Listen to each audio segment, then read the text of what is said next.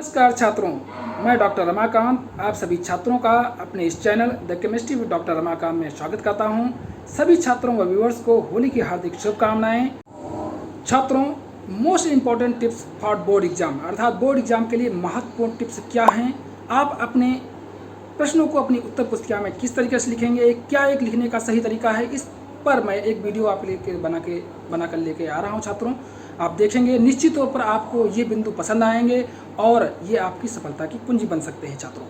छात्रों चलिए अब चलते हैं इन महत्वपूर्ण टिप्स की तरफ, ज़्यादा समय व्यतीत नहीं करते हैं। छात्रों, एक पिछले video most important topic for board exam जिसमें मैंने बनाया था, उस वीडियो में एक त्रुटि हो गई से जिसमें मुझसे निकल गया था कि आपके बोर्ड एग्जाम्स 24 मार्च से 22 अप्रैल के बीच संपन्न होने हैं। जो वास्तविकता में ये एग्ज़ाम 24 मार्च से 12 अप्रैल के मध्य संपन्न होने हैं। इसके लिए मैं आप सभी छात्रों से खेद व्यक्त करता हूं इस त्रुटि के लिए।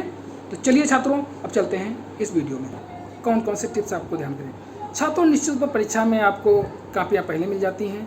सबसे मेन बिंदु ये ध्यान रखना है कि आपने अपनी कापी में अनुक्रमांक अच्छे से डालेंगे, सही से डालेंगे, उसमें कोई त्रुटि नहीं करेंगे अंकों व शब्दों में। इसके अतिरिक्त अन्य चीज़ भी होते हैं, प्रश्न पत्र कोड्स होते हैं, केंद्र का नाम होता है, अन्य भी कापियाँ ए या बी ले रहे हैं, इन सभी चीज़ों का विशेष ख्याल रखेंगे। आप निश्चित तौर पर इनको अच्छे से लिखेंगे, केयरफुली लिखेंगे। इसमें किसी भी प्रकार का कोई भी स्केचिंग या किसी प्रकार की कोई भी कटिंग नहीं करेंगे। दूसरी बात छात्रों, आपको पेपर 15 मिनट पहले मिल जाएगा, तो आपको अपने इस पेपर को प्रॉपर पढ़ेंगे, अच्छे से शांति से, घबराएंगे नहीं, अपने मन को शांत रखेंगे। निश्चित तौर पर पेपर जब शुरुआत में मिलता है तो थोड़ा घबराहट होती है, उसको नहीं घबराना है। प्रॉपर अच्छे से पढ़ेंगे, तब आपको समझ में आएगा कि पेपर किस लेवल का आया हुआ है। नेक्स्ट पॉइंट ध्यान रखें छात्रों, पेपर को अब करना किस तरीके से। पेपर को हल करने के लिए एक ट्रिक अपनानी है, सरल से कठिन की ओर। अब फिलहाल पेपर भी आपका जब होगा वो सरल से कठिन के अर्थात पहले प्रश्न जो होते हैं ऑब्जेक्टिव होते हैं, फिर 2 नंबर के होते हैं, फिर 3 नंबर के होते हैं, फिर 4 नंबर के, फिर 5 नंबर के, या अन्य किसी अन्य नंबर में होंगे, अन्य विषयों में उस तरीके से होते हैं। लेकिन आप जब उसमें करेंगे तो आपको अपनाना है जो प्रश्न बहुत ही सरल आपको लगते हैं, जिनको आपको बहुत अच्छे से आ रहे हैं, निश्चित तौर पर आप उन्हें पहले करेंगे। यदि छात्रों ऑब्जेक्टिव क्वेश्चंस आपको सभी आ रहे हैं तो निश्चित तौर पर पहले ऑब्जेक्टिव आप करिए, उसके पश्चात लिखित पेपर प्रश्न हल कीजिए। छात्रों, अब बात करते हैं कि आपको ऑब्जेक्टिव क्वेश्चंस के आंसर कैसे लिखने हैं। कभी बच्चे किस तरह के लिखते हैं ये बताता हूँ। कभी कभी प्रश्न छात्र क्या लिखते हैं, प्रश्न लिखते हैं, उसके पश्चात उनके चारों ऑप्शन लिख देते हैं और उनमें से एक ऑप्शन को टिक कर देते हैं। ये भी तरीका सही नहीं है छात्रों, इसमें आपका काफ़ी समय बर्बाद होता है। कुछ छात्र क्या लिखते हैं कि प्रश्न ही नहीं लिखते, सिर्फ उत्तर लिखते चले जाते हैं। ये भी तरीका उचित नहीं है। आपका सबसे अच्छा तरीका ये है छात्रों कि आपके ऑब्जेक्टिव प्रश्न जो है उसको लिखें, उसके पश्चात जो ऑप्शन सही है, जैसे मान लो तीसरा सही है तो थर्ड बना करके उसके ऊपर सामने उसके उत्तर को आप लिख दें। पेपरों में सबसे पहले हमने अभी बताया कि आपको उन्हें पहले हल करना है जो सबसे आसानी से आपको आते हैं, अर्थात सबसे सरल आपको लगते हैं। आपको सरल कौन से प्रश्न लगेंगे, निश्चित तौर पर जिन्हें आपको अच्छे से आ रहे होंगे। तो first impression is the last impression छात्रों, अर्थात आपकी कापी शुरुआत में सही से लिखी होनी चाहिए। शुरुआत में आप उन्हीं प्रश्नों को हल करेंगे जो आपको अच्छे से आ रहा है, उसके बाद सरल से कठिन की ओर जाते हुए को आप अपनी कापी में हल करेंगे। छात्रों, अब नेक्स्ट टिप की तरफ बात करते हैं। छात्रों, आप जब लिख रहे होंगे तो अपनी कापी में 2 शब्द में प्रॉपर स्पेस देंगे ताकि आपको एग्जामिनर अच्छे से आपकी कापी को पढ़ सके और आपकी कापी का अच्छे से मूल्यांकन कर सके। अब नेक्स्ट बीच स्पेस की ही बात आई तो नेक्स्ट पॉइंट ये जी ध्यान रखना है कि 2 प्रश्नों के उत्तरों के मध्य में भी कम से कम 2 या से 3 लाइनों के मध्य आपको स्पेस देना है। 2 प्रश्नों के मध्य 2 या 3 से लाइनों के बीच में भी स्पेस देना है ताकि आप दोनों प्रश्नों को डिफ्रेंशिएट कर सके, एग्जामिनर उसे अच्छे से पहचान सके कि ये कौन सा प्रश्न है। नेक्स्ट पॉइंट ध्यान रखिए प्रश्नों, राइटिंग।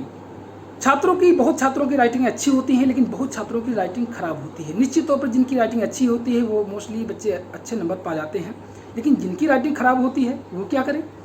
अगर आपकी राइटिंग बहुत खराब है छात्रों, तो निश्चित तौर पर आप धीरे धीरे लिखें और सीमित वर्डों में लिखें, ज़्यादा ना लिखें।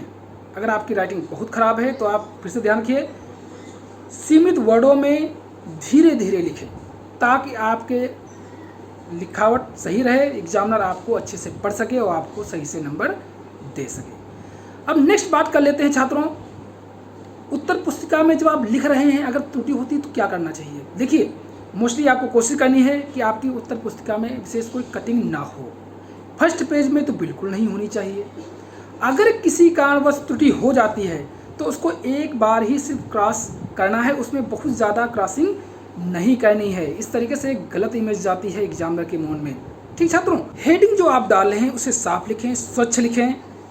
यदि स्केच से लिख रहे हैं तो निश्चित तौर पर हेडिंग को ज़्यादा दबाकर, स्केच को ज़्यादा दबाकर आप ना लिखें, क्योंकि अगर आप ज़्यादा दबाकर लिखेंगे तो आपका स्केच पीछे तरफ भी इसकी इंक पहुंच जाएगी और आपका पेपर भद्दा हो जाएगा, पीछे भी उसमें लिखा हुआ प्रतीत होगा, जो कि आपके लिए बैड इंप्रेशन रहेगा और आपके एग्जामिनर्स को भी अच्छा नहीं लगेगा। निश्चित तौर पर उस पर कुछ नंबर कट जाते हैं छात्रों को। और ध्यान रखना, यदि आप लिख रहे हैं, कुछ स्पेशल वर्ड होते हैं जब आप लिखते हैं तो निश्चित पर कभी कभी वो वर्ड पूरे आंसर को समराइज करते हैं, यानी जिसे हम कीवर्ड बोलते हैं। तो इन कीवर्डों को अंडरलाइन जरूर कर दीजिएगा छात्रों, इससे आपका एक अच्छा इंप्रेशन जाएगा और अच्छे नंबर आपको मिलेंगे। छात्रों, जो प्रश्न बड़े होते हैं उनमें चित्र जरूर बनाएं, डायग्राम्स आप जरूर बनाएं। चित्र बनाते समय ये चीज़ें ध्यान रखें कि आप उनकी प्रॉपर लेबलिंग करें और हो सके तो चित्रों को कलर्ड पेंसिल से बनाएं। प्रॉपर लेबलिंग करेंगे, कलर्ड पेंसिल से बनाएंगे और चित्रों को साफ और स्वच्छ बनाएंगे। बड़े प्रश्नों में आप चित्र अवश्य बनाएंगे, इतना कोशिश करें। फिलहाल वो चित्र बनाने के लिए अक्सर उसमें बोझ दिया जाता है प्रश्नों में कि आप चित्र सहित वर्णन करें, लेकिन कभी कभी नहीं भी होता है। तो आप अगर चित्र बना देंगे तो निश्चित तौर पर आपको अच्छे नंबर प्राप्त हो जाएंगे। अब नेक्स्ट चीज़ बात करते हैं छात्रों, अगर कोई प्रश्न अंतर वाले हैं जिनमें अंतर लिखने होते हैं तो आप अंतर उनको इस तरीके से लिखेंगे, टेबल बनाएंगे। टेबल में एक पॉइंट का वही पॉइंट जो चीज़ इधर लिख रहे हैं उसी के परिप्रेक्ष्य में उधर लिखेंगे, ना कि आप एक ही लाइन में लिखते चले जा रहे हो, टेबल नहीं बना रहे हो। आप निश्चित तौर पर अंतर वाले प्रश्नों में जब भी कभी अंतर पूछा जाता है तो आप उसे टेबल में बनाकर ही लिखेंगे। छात्रों, न्यूमेरिकल्स सवाल से भी बहुत आते हैं, न्यूमेरिकल्स क्वेश्चंस आते हैं।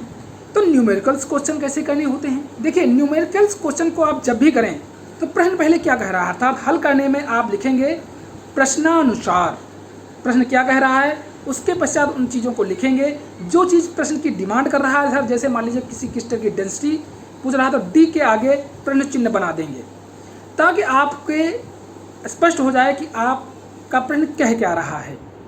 उसके पश्चात हल करेंगे, आप अपने फार्मूले का प्रयोग करेंगे और उन सभी वैल्यूओं को उसमें ऐड कर देंगे और जो आपका आंसर आएगा उस आंसर को आप एक बॉक्स में कर देंगे और उस आंसर अर्थात उस उत्तर का यूनिट इकाई क्या है उसको भी लिखना है। जैसे डेंसिटी अगर आती है, डेंसिटी की क्या इकाई होती है, मोस्टली ग्राम पर सेंटीमीटर क्यूब में लिखी जाती है, या मीटर के परिप्रेक्ष्य में अगर होगी तो किलोग्राम प्रति मीटर क्यूब के रूप में लिखी जाएगी।